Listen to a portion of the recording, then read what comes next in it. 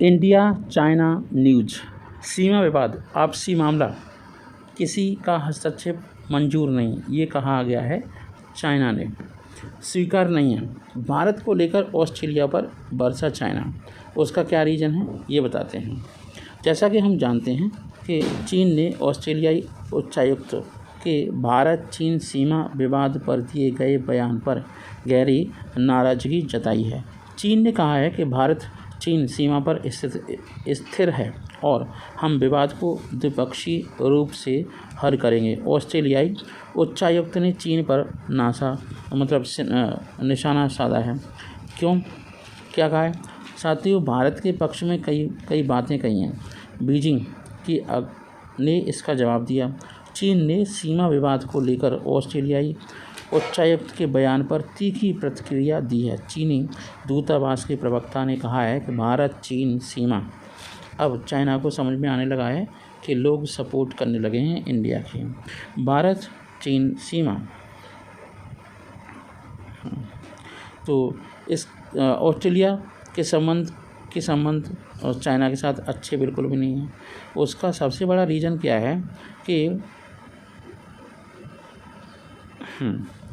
China ये चाहता है कि जो भारत और चाइना का मैटर है वो द्विपक्षीय है।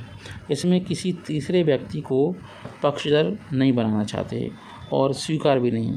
इस बयान के बाद ऑस्ट्रेलिया चीन संबंध में फिर तनाव देखने को मिल सकता है। और जैसा कि हम जानते हैं, कोविड की महामारी के दौरान से ही ऑस्ट्रेलिया के संबंध चीन के साथ अच्छे नहीं हैं।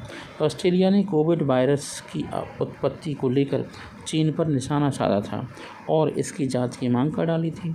इसके बाद चीन ने ऑस्ट्रेलिया पर आर्थिक प्रतिबंध लगाते हुए कई जरूरी वस्तुओं के निर्यात पर पाबंदी भी लगा दी थी। ऑस्ट्रेलिया राजदूत ने क्या कहा था? एक इंटरव्यू में ऑस्ट्रेलिया के उच्चायुक्त बैरी ऑफेरेल ने कहा था, भारत ऑस्ट्रेलिया संबंध किसी अन्य देश के साथ हमारे संबंधों से परिभाषित नहीं होते। हमारे बीच कई समानताएं, हम वास्तविक समझ रखते हैं, साझा दृष्टिकोण रखते हैं, साझा मूल्यों को मानते भी हैं। यही कारण है कि भारत ऑस्ट्रेलिया संबंध लगातार अच्छे हो रहे हैं और मजबूत भी हो रहे हैं। चीन ने कोविड महामारी के दौरान ऑस्ट्रेलिया पर कुछ आर्थिक दबाव डाला था। चीन भारतीय सीमा में घुसपैठ के बारे में कई दौर की बातचीत करने के बावजूद भी ठीक वैसे ही फिर करता जा रहा है। हम रिश्तों को सामान्य बनाने की नहीं बल्कि स्थिर बनाने की कोशिश करने की वकालत करते हैं। हम जहाँ संभव हो वहाँ सहमत होना जारी रखेंगे, वहाँ असहमत होंगे हम असहमत होना जारी रखेंगे। हम इंडो पैसिफिक में साथ काम करना जारी रखेंगे। ये ऑस्ट्रेलिया का सही बयान है, क्योंकि चाइना ने हर जगह अपने आसपास साम्राज्यवाद की नीति अपना रखी है। बिना नाम लिए चीन पर निशाना साधा था। ऑफरेल का कहना है कि चीन का नाम मतलब पर बात वही है। चाइना को मिर्ची लग गई कि रक्षा और सुरक्षा क्षेत्र में भारत और ऑस्ट्रेलिया के बीच बढ़ती साझेदारी चीन को मिर्ची लग रही है। ज़बरदस्ती, अगर हम देखें, कृत्यों या ज़बरदस्ती के प्रयासों को रोकने वाली हो सकती है, क्योंकि चाइना साम्राज्यवादी देश है। उन्होंने कहा कि आज भारत और ऑस्ट्रेलिया से ज़्यादा जटिल और लगातार युद्ध अभ्यास भी कर रहे हैं। उन्होंने ये भी कहा कि P-8I maritime petrol aircraft Australia की डार्विन से ऑपरेट हो रहा है। और जब हमारे रक्षा मंत्री जुलाई 2022 में भारत आए थे तो मुझे उनके साथ गोवा से दिल्ली P-8I विमान में सफ़र करने का भी अवसर मिला। 1963 में उस कठिन समय में अमेरिका, ब्रिटेन, ऑस्ट्रेलिया की वायुसेना के पायलटों ने भारतीय वायुसेना के साथ मिलकर काम किया। और जैसा कि इन दिनों शांति के समय में भी कर रहे हैं, मतलब आपस में अच्छा कोऑर्डिनेशन है इंडिया का और ऑस्ट्रेलिया का।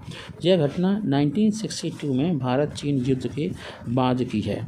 चीन ने क्या कहा? चीनी दूतावास के प्रवक्ता वांग जियाओजियान ने ऑस्ट्रेलिया के उच्चायुक्त को ट्विटर पर टैग करते हुए लिखा, चीन भारत सीमा कुल मिलाकर स्थिर है।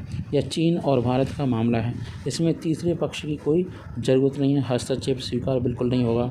उन्होंने ये भी कहा कि ऑस्ट्रेलिया तीखी टिप्पणी करते हुए कि तथाकथित आर्थिक दबाव को कभी भी चीन पर थोपा नहीं जा सकता। इसके बजाय ऑस्ट्रेलिया ने बाजार सिद्धांतों के खिलाफ कदम उठाए और यहाँ तक कि धमकाने वाली हरकत की और सामान्य सहयोग पर प्रतिबंध लगाए, जिससे उस अवधि के दौरान द्विपक्षीय सहयोग की अच्छी गति अकारण बाधित हो गई। मतलब चाइना और ऑस्ट्रेलिया के रिलेशन ख़राब हो गए। तो आई होप ये दोनों देश के रिलेशन अच्छे हो जाएंगे। जय हिंद। समंदर से निकाला गया टाइटन पनडुब्बी का मलबा, मानव अवशेष भी मिले, खुलेंगे कई राज। आपको बता दें, सबसे पहले आपका थोड़ा सा इंट्रोडक्शन करा दें कि आज से कुछ टाइम पहले संडे के दिन, पिछले संडे को 6 बजे के आसपास एक पनडुब्बी लापता हो गई थी। अब पनडुब्बी क्यों लापता हो गई थी हम बताएं, फिर उसके बाद उसकी तलाश जारी थी। तो लापता पनडुब्बी की तलाश कर रहे अमेरिकी कोस्ट गार्ड ने कहा कि उन्हें डूबे हुए जहाज़ टाइटैनिक के पास कुछ मलबा मिला है। मलबा का मतलब वेस्टेज मटेरियल मिला है। और तटरक्षकों के अनुसार लापता पनडुब्बी को ढूंढने के दौरान टाइटैनिक के पास मलबा मिला है, जिसे निकालने की कोशिश भी की जा रही है। और टाइटन नाम की इस पनडुब्बी में 5 लोग सवार थे। इस बात की आशंका जताई जा रही है कि इसमें सवार सभी 5 लोगों की मौत हो चुकी, जिसका अनाउंसमेंट हो चुका है। आपको बता दें कि अटलांटिक महासागर में 14 अप्रैल 1912 को डूबे टाइटैनिक जहाज़ का मलबा देखने गई पनडुब्बी को लापता हुए 96 घंटों के बाद एक प्रेस कॉन्फ्रेंस करके कोस्ट गार्ड ने ये बताया कि जो भी सवार थे वो मारे गए हैं। अब मारे जाने के बाद क्या हादसा हुआ, क्या नहीं हुआ, उसके लिए फ्रांस के एक रोबोट ने उस मलबे को ढूंढ निकाला है। इसी से संबंधित मैं थोड़ी सी आपको जानकारी देने वाला हूँ। आपको बता दूँ कि समुद्र के अंदर जो पनडुब्बी डूब गई थी, बम ब्लास्ट हो गया था, तो उसका मलबा अब मिलने के चांस हैं। और इससे ये भी फ़ायदा होगा कि हमें पता लगेगा कि कुछ सुधार किए जा सकते हैं।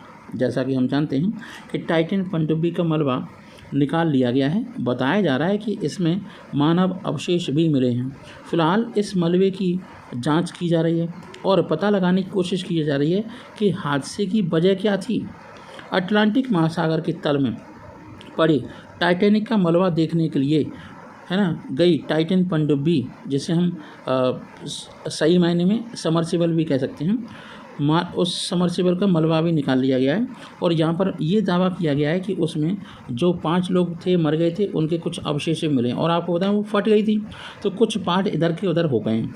बता दें कि इस पनडुब्बी में कुल 5 लोग सवार थे। 4 दिन की खोज के बाद टाइटैनिक के मलबे के पास से 12,000 फीट की गहराई में पनडुब्बी का मलबा मिला है। 12,000 फीट, कितनी बड़ी बात हो गई। अब देखो, आपको बता दें कि अब इस मलबे को लेकर जांच की जाएगी। आखिर पनडुब्बी में विस्फोट होने की वजह क्या थी, ये पता लगाया जाएगा। और ये पता लगाया तट से रवाना होने के 1 घंटे 45 मिनट बाद सबमरीन का संपर्क टूट गया था। क्या उसी टाइम पर हमला हो गया था या फिर कुछ हो गया था या ब्लास्ट हो गया, पता नहीं।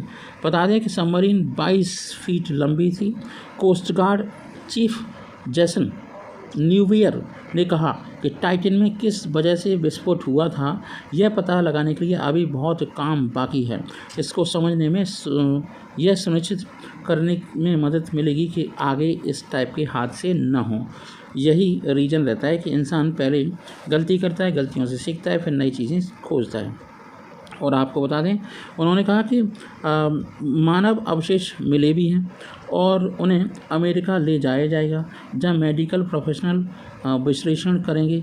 अमेरिका और कनाडा की दूसरी एजेंसियां भी इस मामले पर जांच करने में जुटी हुई है। और आपको बता दें कि ज़्यादातर टुकड़े तो ऐसे हो गए हैं कि वो थे भी और नहीं भी थे, गायब हो गए हैं कुछ टुकड़े, ज़्यादातर टुकड़े। इसके अलावा कुछ बड़े टुकड़े भी हैं। कुछ कंपनियां अभी और मलबे की तलाश भी कर रही हैं।